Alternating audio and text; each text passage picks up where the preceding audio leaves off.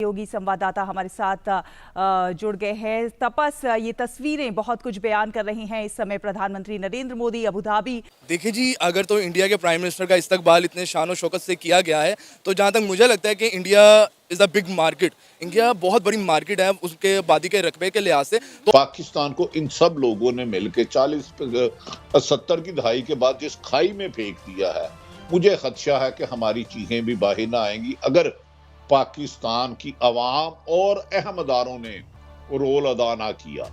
आप देखें, वो यूएस गए, उनको रिस्पेक्ट मिली, ठीक है। पिछले दिनों वो तुर्की थे, वहाँ पे भी उनका किस तरह से इस्तकबाल किया। वो फ्रांस में हैं और मतलब मैंने कभी नहीं देखा कि जो रिस्पेक्ट जिस लेवल की इंडिया के प्राइम मिनिस्टर नरेंद्र मोदी को मिलती है, वहाँ की पब्लिक ने नारे लगाए हैं कि जी हुकूमत की आईनी मुद्दत खत्म होने का जो काउंटडाउन है वो शुरू हो गया है और आज से ठीक 1 महीने बाद अपने लिए जो है, अगर कोई कंट्री ऐसा कह रहा है तो इस वक्त वो जहाँ पर खड़ा है उसके अपने और मज़ीद ऊपर जाने और बड़ी इकोनॉमी बनने के लिए भी ये कितना उसके लिए जो है वो बेनिफिशियल रहेगा। नमस्कार दोस्तों, आपको पता ही होगा भारत के प्रधानमंत्री नरेंद्र मोदी यूएई के दौरे पर है। वो पहले फ्रांस के दौरे पर गए थे, उसके बाद वे यूएई के दौरे पर गए हैं और भारत और यूएई के बीच बहुत सारी डील होने वाली है और प्रधानमंत्री नरेंद्र मोदी का स्वागत जोरों शोरों से किया गया। यही पाकिस्तान यूएई गया था, भीख मांगने के लिए गया था। आप देखिए इस पर पाकिस्तानियों ने क्या बोला है। देखिए जी, अगर तो इंडिया के प्राइम मिनिस्टर का इस्तकबाल इतने शान और शौकत से किया गया है, तो जहाँ तक मुझे लगता है कि India is a big market. India बहुत बड़ी मार्केट है उसके आबादी के रकबे के लिहाज से। तो ऑब्वियसली बाहर के जितने ममालिक हैं उनका तो इस्तकबाल शान से करेंगे। अगर वो नहीं करेंगे तो मोदी सरकार इंडिया में उनका बैन कर देगी कि ये हमने नहीं करना। डेफिनेटली ये हकीकत है। स्टेट जो बात है, हर बंदा कारोबार चाहता है, हर बंदा तरक्की चाहता है।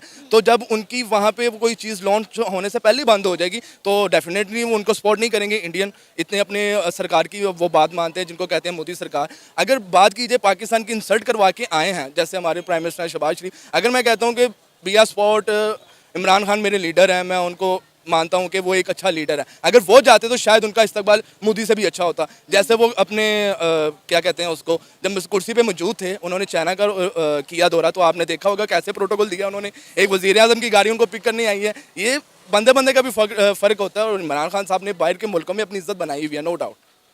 लेकिन एक चीज़ देखने को आई है कि पूरी दुनिया में जो रिस्पेक्ट इंडिया के प्राइम मिनिस्टर को मिलती है वो पाकिस्तान के प्राइम मिनिस्टर को नहीं मिलती, चाहे वो शहबाज शरीफ हो या फिर इमरान खान हो।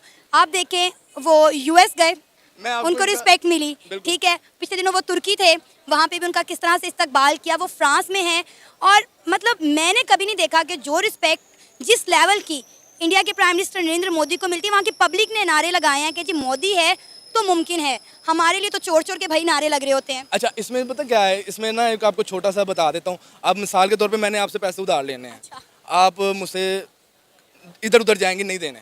अब मैंने आपका काम करना है, बिजनेस देना है, आप मुझे कॉल करेंगे। कितना फ़र्क है हमारे पे। ये है, हमने लेने हैं पैसे, कर्जा दो भाई कर्जा दो, मोदी ने जाके देने हैं कि ये लें और ये काम करें और हमारे मुल्क को ऊपर बढ़ाएं। बस इतना सा फ़र्क है। हम कर्जा लेने वाले हैं, वो देने वाले हैं। यही बात तो मैं कह रही हूँ कि इंडिया के प्राइम मिनिस्टर नरेंद्र मोदी जब भी किसी मुल्क के दौरे पर जाते हैं तो अपने गोल्स और एम सेट करके जाते हैं कि भाई हमने उनके साथ ये डील्स करके आनी है। अभी वो अमेरिका के दौरे पे थे, आप देखिए कितनी बड़ी बड़ी डील्स करके आए हैं। एक से बाद एक बड़े इन्वेस्टर के साथ वो मिलकर आए हैं। कौन सा बड़ा इन्वेस्टर नहीं है जो इंडिया में ना बैठा हो, फिर भी वो कह रहे हैं कि भाई आएँ और आके हमारे मुल्क में आके इन्वेस्ट करें। और हमारे पास, हमारे प्राइम मिनिस्टर के पास दूसरे मुल्क में जाके कश्मीर के अलावा किसी और मुद्दे पर बात करने के लिए होता ही नहीं है। हमने कभी अपना कोई मसला बयान किया किसी दूसरे मुल्क में जाके कि भाई हमारे ये कारोबारी मसाइल हैं, हमारे मुल्क में इन्वेस्टर आएँ?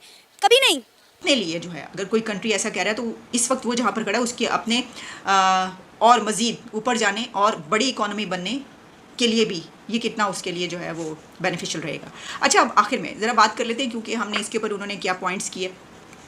मैं सुन रही थी कि इंडिया के प्राइम मिनिस्टर मोदी की तरफ से जो खिताब किया गया है अपने डायस्पोरा से, वहाँ पर उन्होंने कुछ जो 2-3 पॉइंट्स मुझे ऐसे लगे जिस पे मैं बात कर रही हूँ। उन्होंने एक तो ये कहा कि हम भारतीय जहाँ भी जाते हैं वहाँ एक मिनी इंडिया ज़रूर बना लेते हैं।